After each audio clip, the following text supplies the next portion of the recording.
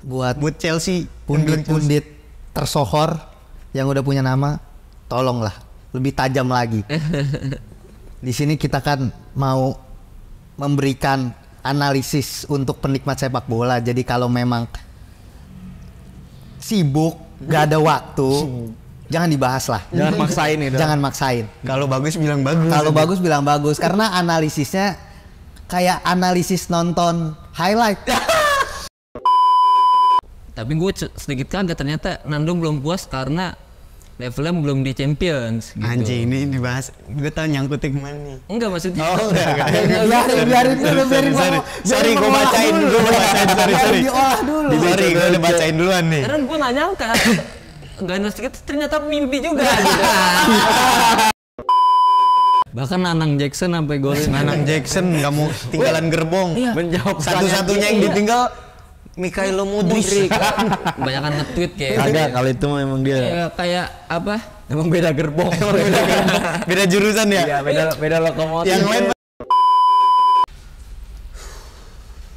Arsenal atau Chelsea atau keduanya. Selengkapnya di obrolan bola anak rental.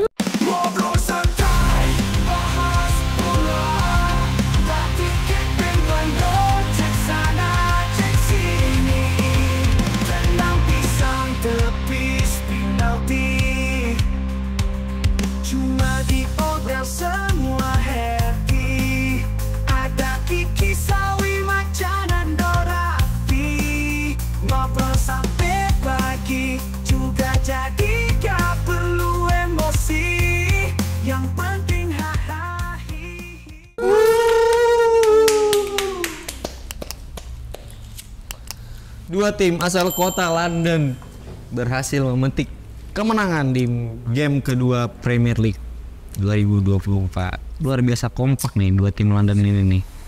Sama-sama menang, sama-sama bermain cukup baik. Sebelumnya perkenalkan dulu. Nama gua Alsyaf, sini sebagai host yang memimpin Marco acara. Enggak, udah enggak. Enggak lah. Lihatnya nanti episode selanjutnya. Nggak tahu kalau episode berikutnya. Di sebelah kanan ada siapa? Seperti biasa, maca. Di sebelah seberangnya Kiki Suriki. di kirinya Avatar, Rafathar. Rafathar. Kayak kaset ngedut jatuhnya anjing. Rafathar Konando. Jangan. Kenapa dia? Nah, rapi amat. Rapi amat emang kenapa? Sipung. Gak apa-apa, rapi amat cantik istrinya Nagita Slavina. Mah rejim aja. Rejim. Belum tentu dong. Udah pasti aja. Perang belusukan ya. Iya. FOMO. Ya pasti. Mau berpolitik dia. Takut banget lu miskin. Bukan takut miskin, Takut apa, Sal? mau nyalon juga kali. Wah, bisa juga itu. Mau nyalon. Nagitanya mau nyalon di Lina Salon situ Maharaja kali mah. Mau nyalon juga. Iya. Masa artis nggak perawatan? Iya, perawatan lah. Job sepi kali ada ya? Job sepi.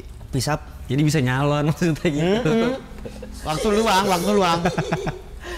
Bisa ada ke salon kan maksudnya. Justru dia begitu biar jobnya rame kan. Biar rame ya. Iya.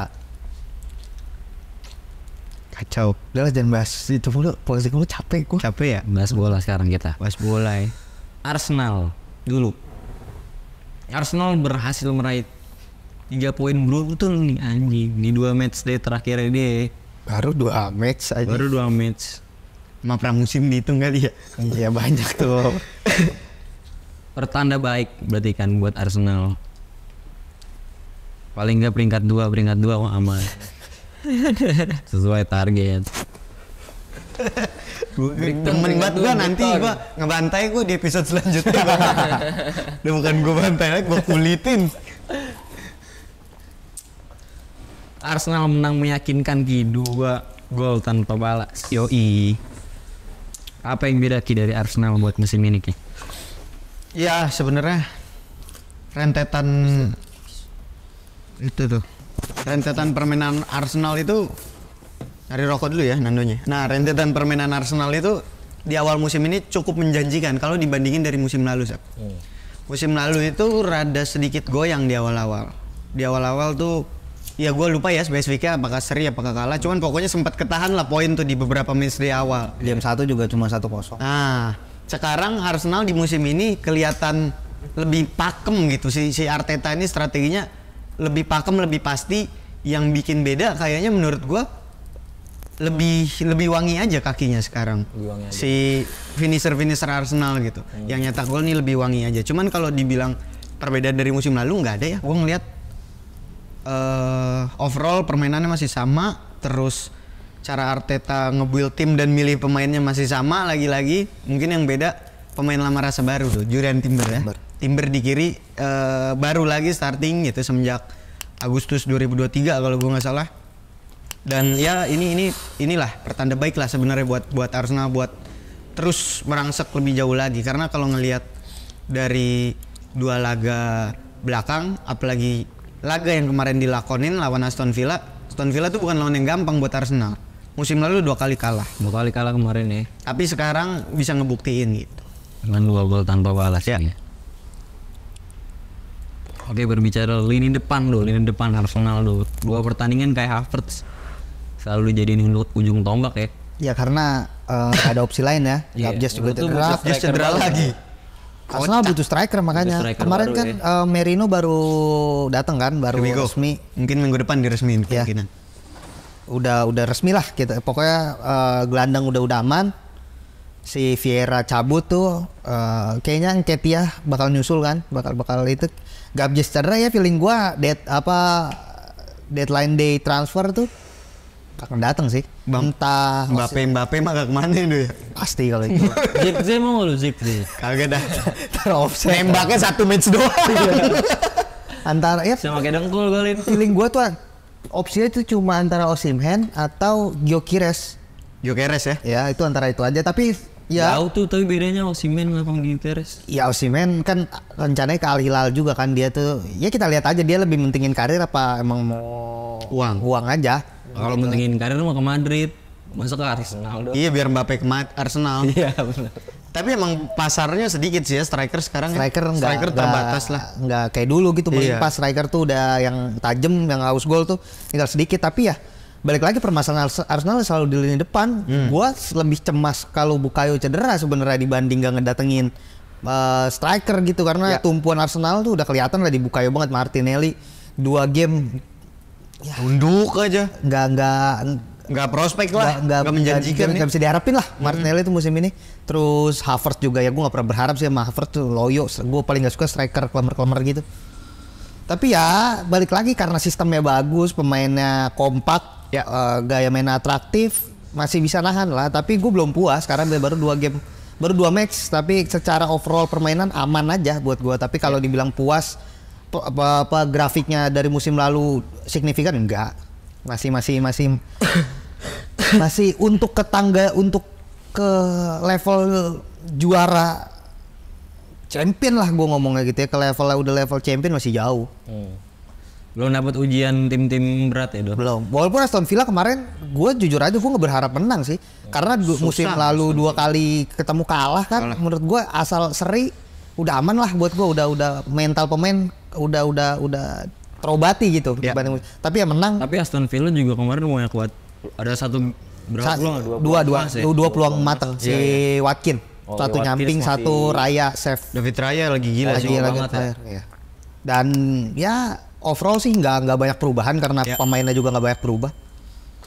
Tapi kalau seandainya dapat striker baru berarti kayak Havertz ditaruh mana deh? Havertz cadangin lah. Cadangin aja pemain kayak gitu. Martinelli kalau bisa dari off the bench aja lah, yang main Trossard aja. Bukan malah Havertz jadi gelandang serang. Enggak, komposisi tengah udah oke menurut gua. Odegaard, Declan Rice, Thomas Partey solid lah. Karena dia Havertz pernah dicoba di gelandang tengah, berantakan juga sama Arsenal. Fighting effortless dia orang tuh. Jadi bikin bahaya di lini tengah justru. Apa yang ditunjukin dengan body balance-nya itu yang 99 gitu kan. Bahaya. Dan nggak punya speed gitu. Iya. Maksud gua nggak strike biasa aja. Kalau mau nembokin lah ya ngapain Havertz gitu. Lu cari aja model-model striker tembok yang beneran tembok. ya kayak model-model siapa, Lukaku lah siapa. Kalau Havertz buat false nine dia nggak bisa ngegerakin false nine juga, perannya payah juga. Tapi Havertz kan emang bukan striker kan? Iya, aslinya bukan striker, dia taking midfielder. Nah, tapi ya di Chelsea kan sebelum di Arsenal kan memang sering ditaruh di striker atau enggak di wing kanan kan. Emang dia udah lepas dari posisi Iya, udah nomor bukan 10 itu udah AMF lagi lama dia. banget. Dan memang gak kreatif itu. Havertz itu bagus tapi bukan top, nggak ada satupun atribut dia yang top, Sap. Bagus aja udah. Rata-rata. Average berarti Gi. Apa nih Zap? Udah siap lu ditanya, Cak. Udah siap. Ngomongnya sama The Gunners mulu. Iya pasti lah. Gunners. Omongin Gunners. Pasti. The Gunners Komedia. Pasti menangin Arsenal lah. Kan pasti menangin Arsenal, emang menang. Emang menang. Emang menang, Cak, katanya, Cak. Menang. Emang bagus ya mainnya, Cak, Arsenal Cak, kemarin, Cak. Menurut gua kalau gue dari sisi bukan seorang fans Arsenal ya. Yang melawan Aston Villa yang bagi gue cukup berat. Bisa menang 2-0 meyakinkan sudah cukup sih. Permainan udah cukup bagus, Do. Tapi gue sedikit kaget ternyata Nando belum puas karena levelnya belum di Champions gitu. Anjing, ini dibahas. Gue tau nyangkutnya kemana nih. Enggak maksudnya. Oh, enggak. Biarin dulu, biarin. Sorry, gue bacain. Sorry. Diolah dulu. Sorry, gue udah bacain duluan nih. Karena gue nggak nyangka Gunners kita ternyata mimpi juga gitu. Gue nggak nyangka. Iya kan? Gue kira udah lawan Aston Villa gitu menang gitu loh, Sap. Kayak udah cukup, udah bagus gitu. Ternyata mimpinya juga main di Champions menang gitu ya ternyata ya. Masih ada asa, Cak. Anjing. Udah lawan Aston Villa, udah bagus gitu kan. Dia kagak juara berapa tahun, Cak. Iya. Apalagi kalau nggak mimpi. Kalau gue ngeliat permainan Arsenal gitu bagus soalnya, Sak. Gue akuin bagus ya. melawan Aston Villa. Musim lalu bener-bener nggak dapet menang berarti kan? Kalah dua-dua. Gue lupa pelatihnya siapa? Emery. Oh iya, Emery. Mantan Arsenal. Tuker tuh sama West Ham tuh bajunya sama. Nah, apa yang ditanyakan, Zap? Mainnya udah bagus ya deh. Tadi kalau kata Gigi siapa Ki yang pemain yang lu sebut? Timber gimana Timber? Jurien Timber Di kiri ya. Dia tapi pos patennya di back tengah kan? Kalau di Ajax kan? Di Ajax back tengah. Jurien Timber. Sering digeser ke kanan tapi. Cuma ya ini atribut versatilitasnya gitu kan. Ditaruh di kiri cukup bagus lah kemarin. Cukup menjanjikan walaupun ini masih tahap awal ya. Tahap awal. Dan dia setahun nggak main loh. Cedera kan? Cedera. Dan memang kalau digantiin juga memang kurang kan pos itu. Iya, Zinchenko doang. Dan hadirnya Jurien Timber yang cukup menjanjikan di tahap awal ini menurut gue udah amanin satu pos lah, Sap. Karena gue lihat Arsenal ini memang bukan sebagian besar, Bagian kecil. lebih gede lagi gitu. Lebih gede lagi. Sisi menyerangnya Seluruh. itu ya pondasinya itu kuatnya di tengah kan. Di tengah sama sayap. Iya. Nah, di situ kan tinggal melengkapi barisan pertahanan yang duo center back-nya dari musim lalu udah terbaik bagi gue ya. Dan Ben White pasti di kanan kesayangan Arteta. Kunci mati udah. Udah tinggal cari kirinya aja dan Jurien Timber ini melengkapi, Sak. Udah sempat diganti Calafiori. Iya. Ya, gue melihat sejauh ini aman Sak Arsenal. Masih aman-aman aja. Aman kan gue nembak Conte itu Arsenal bisa juara kok. Pasti. Bisa juara. Bukan bisa, pasti. Pasti kalau kata Kiki pasti. Kalau gue bilang bisa. Tapi kan juaranya kan banyak. Juara 2, Juara 1. Juara umum, juara 1. Bener lagi. Juara 1. Juara 1, cowok. Ada juara 2. Ada juara runner up champion. Juara 8 juga ada. Kalau juara 3 sebutannya Arsenal. Anjing. Dulu kan disebutnya KST kan. Tuh sangat tangguh. Kacau tuh. Itu pemainnya siapa itu? Lah, Szczesny, Firmalen, Chamberlain, Koscielny, Kieran Gibbs kan. Ya bro, lu udah bagus lah sama Susan. Bisa juara kok. Geser ke tim London. Satunya, kan Chelsea menang meyakinkan 6-2 Juga curut. Bahaya nih. kan. Menjanjikan menurut lu Chelsea Ki. Menurut gua. Ya kan gua udah bilang dari ketika dia kalah lawan City, gua udah bilang sebenarnya ini tim menjanjikan permainannya. Si Enzo Maresca ini bisa ngelatih lah gitu loh. Ternyata. Bisa ngelatih ternyata. Karena Maaf kemarin gue udah lawan sempet City aja ya. suzon ya. Karena lawan City, dilalahnya ketemu City ya. Jadi Iya. terganjal lah hegemoni ini. Makanya gue bilang Bener. Chelsea itu kalau main game secara permainannya cepet, tak, itu potensi buat nyiptain golnya lebih besar, Sap. Karena pemainnya tuh tipikal yang cepet-cepet semua gitu. Iya. Jadi kalau nggak lama megang bola, lu passing, lu pindah, ya kayak gini hasilnya gitu. Main efektif aja. Main efektif, nggak terlalu lama ngolah, cari celah, nggak kebanyakan gitu, sacet cepet dan berhasil gitu. Chelsea udah dibuktikan sama Enzo Maresca gitu. Kalau gue ngelihat permainan Chelsea ya bener, gue ya Nando bilang KW2-nya Pep mungkin ya, cuman ada beberapa pendekatan yang berbeda ketika di lapangan, cuman gue belum bisa ngedetailin pasti pendekatan macam apa gitu. Cuman yang jelas ada nuansa bedanya gitu. Cuman secara hasil ya menjanjikan gitu. Secara permainan juga menjanjikan. Tinggal nunggu aja lawan tim yang di bawah City dan di atas Wolves kayak gimana permainannya kalau ketemu tim yang tengah. Karena gue udah ngerasa Wolves ini udah tim papan tengah ke bawah lah gitu. Gue ngeliatnya si Wolves ini kayak gitu, makanya perlu ujian dicoba di ketika menghadapi tim yang papan tengah ke atas gitu. Let's say West Ham, Aston Villa dan Brighton mungkin. Iya. Nah, itu yang perlu dicoba gitu. Karena kan Yang secara taktis cukup beda. ya nggak cuman Wolves kan anjing mainnya kemarin jelek banget, Pak. Iya. Kacau jelek banget kayak bukan tim bola. Dan di saat Wolves main jelek aja, ada beberapa kali Wolves tuh ngepres. Backnya Chelsea menurut gue satu-satunya, kalau ada hal yang paling gue kritisi perlu dibenahi, backnya Chelsea panik kan megang bola tuh si Fofana sama siapa Colwill panik dia ketika di press, dia panik gitu. Maksud gue lu sebagai seorang center back kalau mau ngangkat tim lu ke papan atas, lu nggak boleh sepanik itu gitu ketika dapat pressing. Malah Wolves kemarin unggul 2 kali. Iya. Unggul 2 kali. Sempet hampir 3 Iya, kali. itu kan pertanda juga. Walaupun akhirnya lini depannya gacor, itu pertanda juga lini belakang ini ada something gitu. Ada miss Iya, ada komunikasinya something. di sana. Gitu. Di Kunha nggak kepegang gitu, Iya. berbebas. Gitu. Bebas banget. Omongan lu tapi udah mulai terbukti tuh. Yang kemarin tuh Chelsea di atas MU sekarang udah terlaksana nih. Anjing kata Sap. Karena memang di atas kertas pemain Chelsea itu nggak jelek, Sap. Gue Ya, ngelihat pemain-pemain dia tuh pemain-pemain yang memang sempat jadi buruan panas di bursa transfer gitu loh, dan memang secara kualitas mereka bisa main, mereka punya skill yang cukup mumpuni gitu loh. Dan kalau gue boleh berbeda pandangan yang ada lah, gue nggak mendiskreditkan atau gimana, tapi gue lihat gitu ya di sosial media ada pundit-pundit yang cukup tersohor lah ya. Mereka masih dengan Chelsea yang kemarin main seperti itu, mereka masih gini. Pokoknya intinya mereka masih bilang kalau ya Chelsea karena lawannya Wolves atau ya karena ya belum bagus, tapi memang karena efektif dan lain-lain. Menurut gua ya sorry to say, entah mereka nggak nonton atau memang analisanya udah tumpul, gua nggak tahu juga. Tapi menurut gua, tapi menurut gua enggak. Gua bilang kalau Chelsea terus kayak gini stuck progress, putaran kedua City bisa kalah.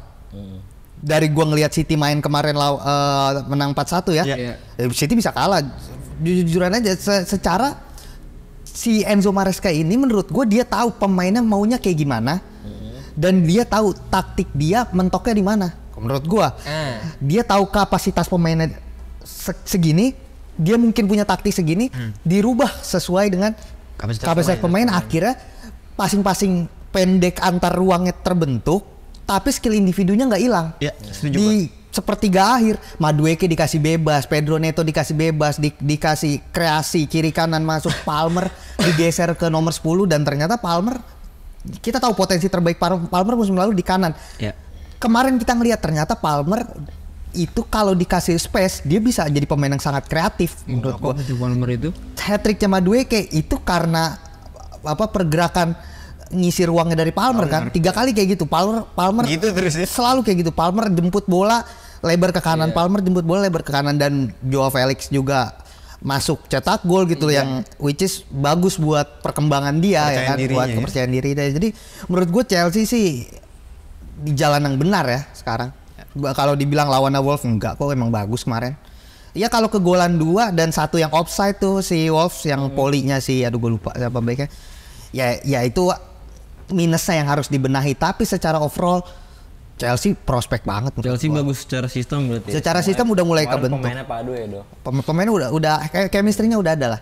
Egonya udah kependem gitu. Apalagi itu tadi yang lu bilang Paul Palmer. Sama Madueke. Madueke. Kombinasinya pas. Berarti ada kepercayaan tuh dari Paul Palmer buat Di luar kipernya Wolves yang bodoh ya menurut gua, itu 3 kali kayak gitu. Gol anjing.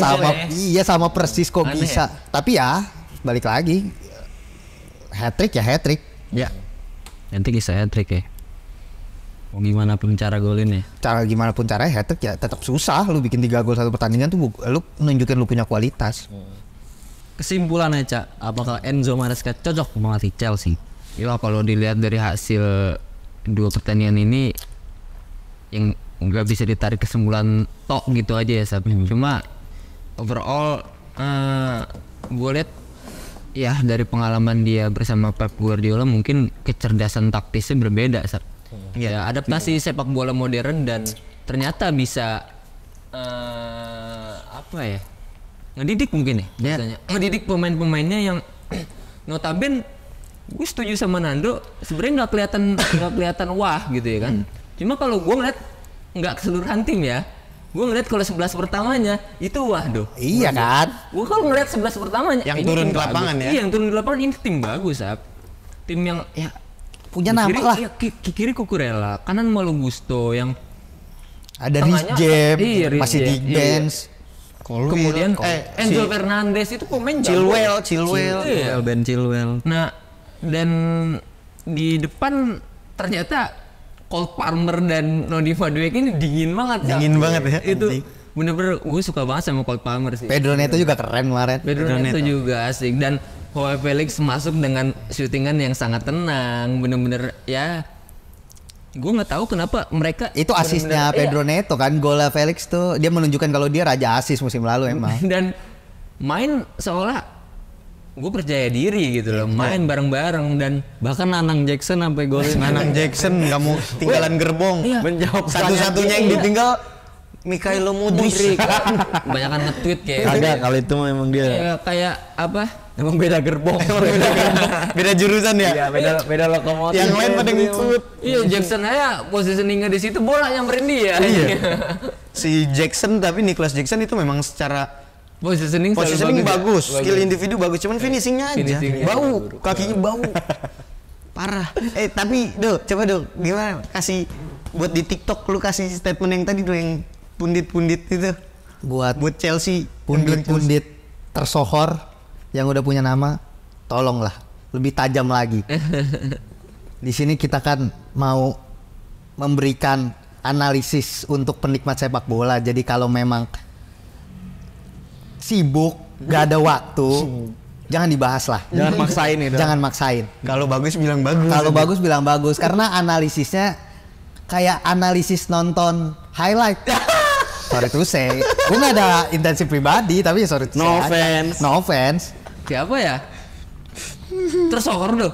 Sohor Subscribernya banyak doh. banyak. Coach Justin nggak mungkin. Kalau Justin nggak mungkin. bisa jadi. Ya nggak tahu. Gue nggak mau spesifik nama, tapi kalau merasa aja. Soalnya gue ngeliat beliau rada-rada begitu kan, ya udah langsung aja. Oke, kalau gitu sampai di sini aja perjumpaan kita. Nanti bisa di komen aja. Siapa kira-kira pundit yang dimaksud Nando? Agak rame. Timeline dunia maya. Gue nggak mau kritik orang ya, tapi yang gue kritik Objektif. objeknya. Ya, kita nggak mengkritik, ibaratnya kita nggak mengkritik presiden, tapi kebijakannya. Kebijakan, gitu. ya. Itu nggak kena UIT. Nggak kena dong. Nggak nyebut Ya, ya. orang aneh. Ibaratnya karyanya yang kita serang. Ibarat karyanya benar. Oke, nantikan episode selanjutnya dari Kong Media. Tetap di obrolan bola anak rental.